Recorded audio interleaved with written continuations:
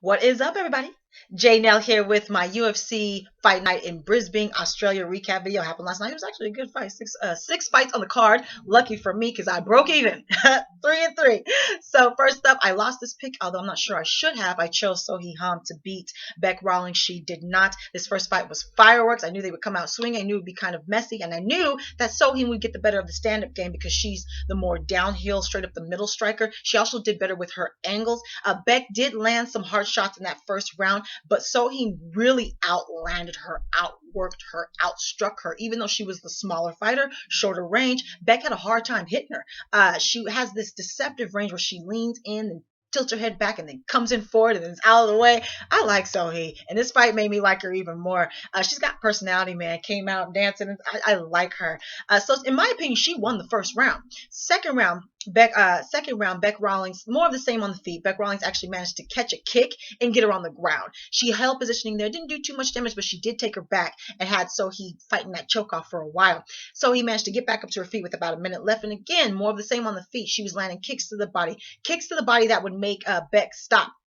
They were exchanging. Beck was landing as well. But again, I feel like Sohee was getting the better of these exchanges like slightly. I think she eked out the second round because I went back and watched it again, and Sohee had the fight standing for 3 minutes to Beck's 2. So I feel like she won the second round.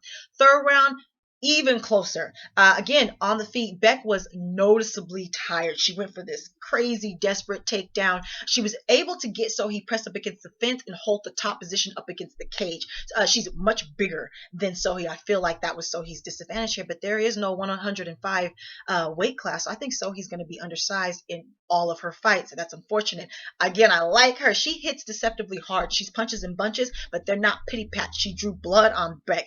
I still think she eked out this round. So I could see how a ref would give it to Beck. They give takedowns a lot of credit. Also, she held that top position up against the cage. In that third round, you can make the argument for Beck. So either way, I still think that Sohee won 2-3. I think she eked out these rounds. Let me know what you think. Who do you think is next? Should be next for both ladies, Beck Rawlings and Sohee Ham. Next up, I totally lost this pick. I chose James Tahuna to beat Steve Bosse. He did not. This ended in the first round, filling each other out. Then Steve caught with a short right, had James coming in, but Steve was actually off balance, but he hits hard. He knocked him out. He was on the ground, pure instinct, out cold, just kind of moving into the grappling position, but he was out, flopping around like a fish. So good win for Steve Bosse. Who do you think should be next for Steve Bosse? Next up, I chose Antonio Carlos Jr. to beat Daniel Kelly, and I did not think this would be a landslide by any means. This was a fight where I wanted to see where I call him Carlos, even though his first name is Antonio.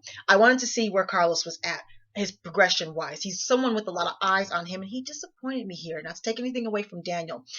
So the first round, Carlos was able to take him down and basically rule him with his jiu-jitsu game, riding his back, triangle guard the whole time, landing punches, going for submissions. He ruled him on that first round. Second round, he became a one-trick pony because he had so much success in that first. He started telegraphing his shots, just desperately going for shots. You can't do that on a veteran like Daniel Kelly, 38 years old. However, he started MMA late, so he's in fight years. He's not really, he's not older than his age.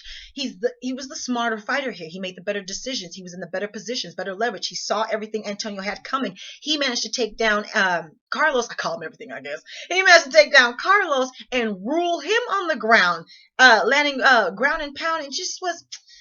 It's disappointing to see this from Carlos. Third round, more of the same.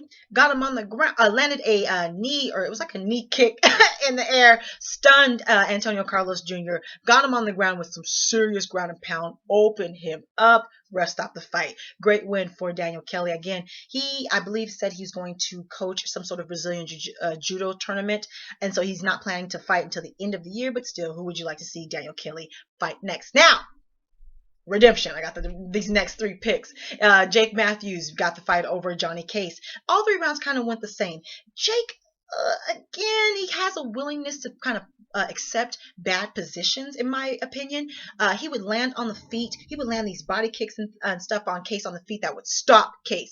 Case would go in for a takedown, get it, and then Jake would kind of linger in the negative position of being on the ground trying to set up a triangle and stuff. It made me nervous. It made these rounds closer than I thought they needed to be. He went for submissions and all of that, and in the third round, towards the end, again, Case was noticeably tired from that body work. work. He dropped him again. Case went for the takedown, got him on the ground, rear naked choke.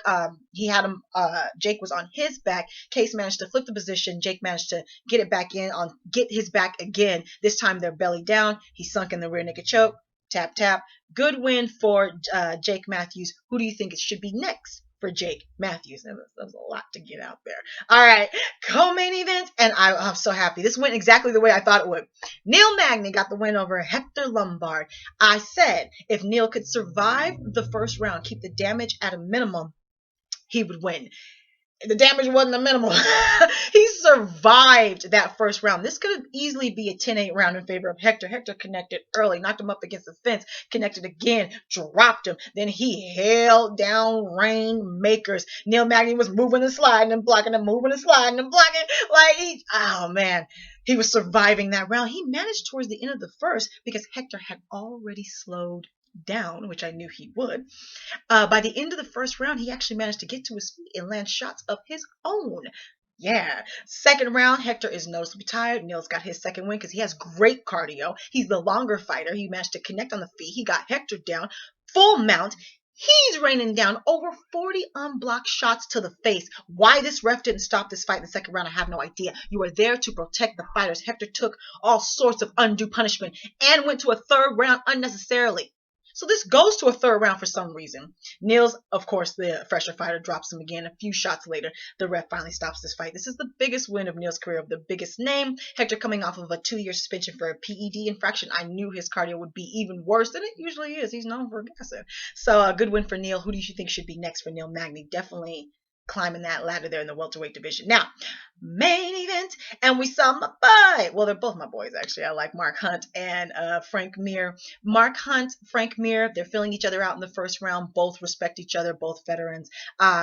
Throwing some pot shots here, some jabs, some kicks, trying to get the range, trying to read each other's movement. This ends in the first round. And then Mark Hunt in the post-press conference said he realized that he had quicker hand speed than Frank Mir, which was evident in the fight. So he just waited his time, set up the shot, read Frank's movement. It was like a two-piece he landed with the second one. It was a right that landed right behind the ear, moved Frank's head and neck all the way over to the side, dropped him. He naturally got into the grappling position, but his eyes were glazed over and open, but not looking at anything. So this is a good stoppage for the ref. And of course, Mark had his signature walk away KO. So great win for the 41-year-old. The heavyweight division, which is light, you can put together 2 or 3 wins, get back in there. This would be probably his final run at that title shot. And with the champ being 38 years old himself, run, player, run. Who do you think should be next for Mark Hunt? And what do you think should be next for Frank Mir as well? Follow me on Facebook, Twitter, and Instagram, where I have 15-second prediction and recap videos. Let me know how you did on your picks, any injury updates. Subscribe, like, talk to me, take care. Goodbye.